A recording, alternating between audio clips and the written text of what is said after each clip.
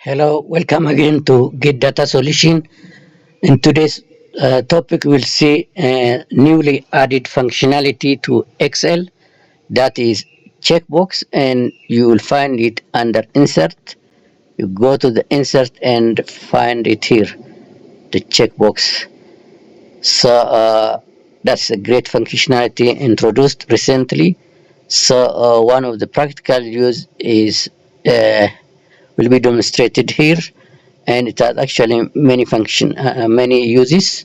For example, you can use for attendance tracking, for either for employees and for students, and you can actually use to track completion of activities. In today's topic, we'll see one of the practical use, that is activity completion. Here we have an activity list. Here are the checkbox. Here is the status. Right now they are pending.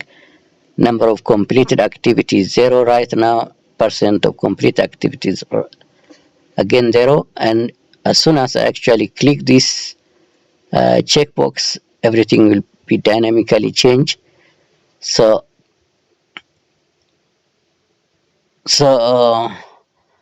I have clicked these two activities, which are actually done.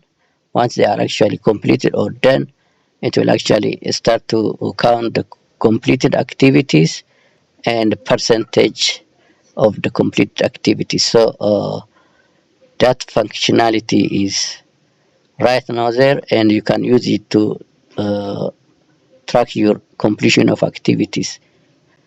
In addition to that, I have added conditional formatting to make it, when it is done, it will be turned out to be green.